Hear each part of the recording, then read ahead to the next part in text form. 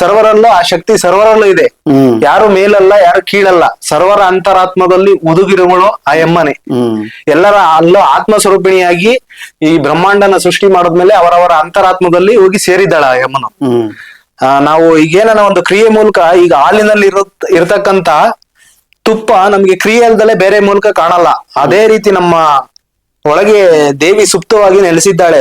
ಕ್ರಿಯೆ ಮೂಲಕ, ಒಂದು ಸಾಧನೆ ಮೂಲಕ ಹೊರತು ಬೇರೆ ರೂಪದಲ್ಲಿ, ಭಕ್ತಿ ಮೂಲಕ, ಸಾಧನೆ ಮೂಲಕ ಬಿಟ್ಟು ಬೇರೆ ರೂಪದಲ್ಲಿ ನಮ್ಮಲ್ಲಿ ಕಾಣಿಸಕ್ಕೆ ಸಾಧ್ಯ ಇಲ್ಲ. ಹಾಗಾಗಿ ನಾವು ಈ ಸಾಧನೆ ಮಾಡ್ಲೇಬೇಕು. ಸಾಧನೆ ಏನಕ್ಕೆ ಮಾಡ್ಬೇಕು ಅಂತ ವೀಕ್ಷಕರು ಕೇಳಿದ್ರೆ ಏನ್ ಬೇಕು, ಎಲ್ಲರಲ್ಲೂ ದೇವಿ ಇದ್ದಾಳೆ ಅಂದ್ರೆ ಮೊದಲನೇದಾಗಿ ಏನಂದ್ರೆ ಗುರುಗಳ ಹತ್ರ ಬರ್ಬೇಕು.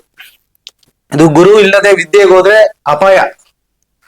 ಅಂದ್ರೆ ಗುರುಗಳ ಮೂಲಕ, ಗುರುಗಳ ಆಶೀರ್ವಾದ ಪಡೆದು, ಗುರುಗಳ ಹತ್ರ ದೀಕ್ಷೆ ಪಡೆದು, ಅವರು ಅದರೊಳಗೆ ತುಂಬಾ ಆಳವಾಗಿ ಇಳಿದು ಅದನ್ನ ನಮ್ಮಂತ ಮುಮುಕ್ಷುಗಳಿಗೋಸ್ಕರ, ನಮ್ಮ ಸದಮಲ ಗುರುಗಳು ಏನಿದ್ದಾರೆ ಅವ್ರು ನಮ್ಮಂತ ಮುಮುಕ್ಷುಗಳ ಉದ್ಧಾರಕ್ಕೋಸ್ಕರ ದೇವಿನೇ, ಜಗನ್ಮಾತೆನೆ ಕಳಿಸಿರೋದು, ಬೇರೆ ಏನಲ್ಲ.